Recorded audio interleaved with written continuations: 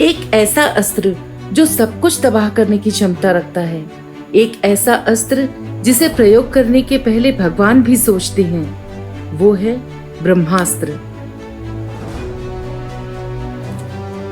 जैसा कि नाम से ही पता चलता है कि इसे भगवान ब्रह्मा ने ही बनाया है। ब्रह्मास्त्र के विषय में शायद आपको पता ही होगा कि यदि इसे एक बार छोड़ दिया जाए तो इसे वापस नहीं लिया जा सकता।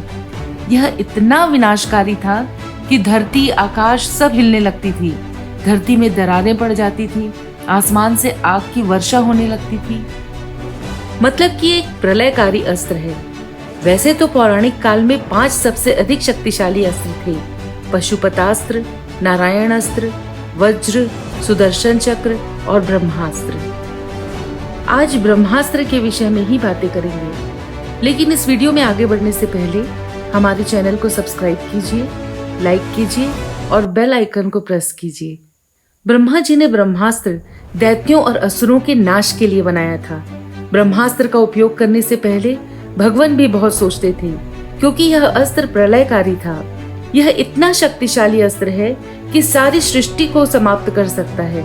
यही कारण है कि जब लक्ष्मण जी मेघनाद को मारने के लिए ब्रह्मास्त्र का प्रयोग करना चाहते थे तो श्री राम ने उन्हें रोका था, कहा था कि अभी ब्रह्मास्त्र का प्रयोग करना ठीक नहीं है, क्योंकि इससे पूरी लंका खत्म हो जाएगी, कई मासूम लोगों की जान चली जाएगी और वो अपना सब कुछ खो बैठेंगे।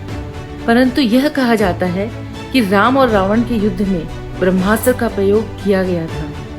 ब्रह्मास्त्र राम और लक्ष्मण के अलावा मेघनाद और रावण के पास भी था। महाभारत के युद्ध में अश्वत्थामा ने भी ब्रह्मास्त्र का प्रयोग किया था।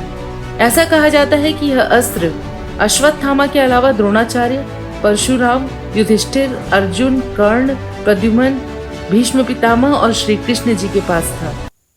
ऐसा माना जाता है कि 2 ब्रह्मास्त्र यदि टकरा जाएं तो प्रलय आता था, सब कुछ नष्ट हो जाता था, यहाँ तक कि पूरी पृथ्वी के समाप्त होने का भय हो जाता था।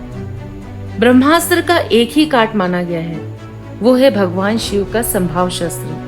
भगवान शिव का अस्त्र ही सारे अस्त्रों का प्रभाव समाप्त करने की क्षमता रखता है। महर्षि वेदव्यास के अनुसार जहाँ ब्रह्मास्त्र का प्रयोग होता है वहाँ 12 वर्षों तक कुछ भी जन्म नहीं लेता, फिर चाहे वो पेड़ पौधे हों या किसी भी प्रकार के जीव हो, उनकी उत्पत्ति असंभव है।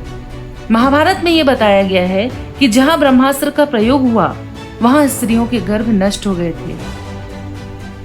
अगर आप थोड़ी जानकारी प्राप्त करेंगे तो आपको पता चलेगा कि हिरोशिमा और नागासाकी में परमाणु बम के रेडिएशन से ठीक ऐसा ही हुआ था।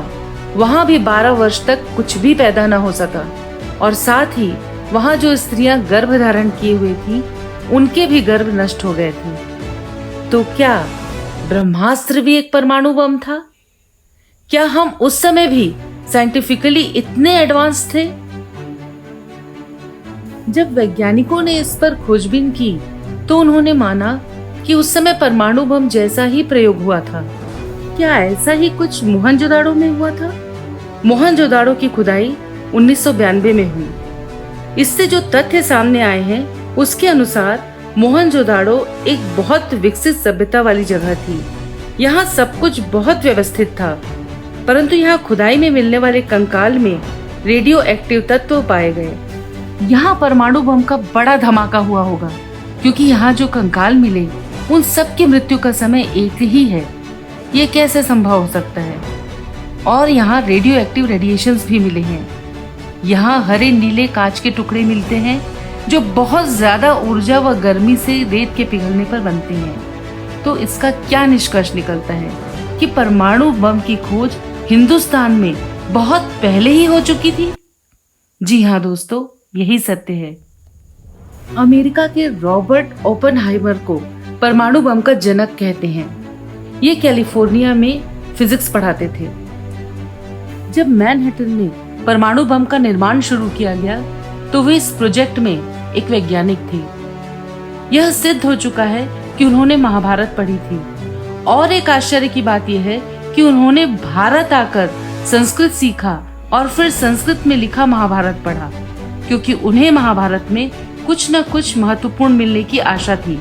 उन्होंने ब्रह्मास्त्र पर रिसर्च किया और इसीलिए अपने मेक्सिको के परमाणु बम परीक्षण के लिए उन्होंने अपने प्रोजेक्ट का नाम ट्रिनिटी रखा। ट्रिनिटी का मतलब होता है त्रिदेव।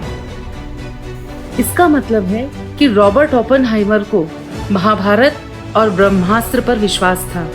एक और खास बात, परमाणु बम के परीक्षण के समय वो गीता का श्लोक बोल रहे थे। इस रिसर्च के बाद साइंटिस्ट ने ये माना कि महाभारत में परमाणु बम का ही प्रयोग किया गया होगा। हमारी प्राचीन सभ्यता व संस्कृति बहुत अनमोल है।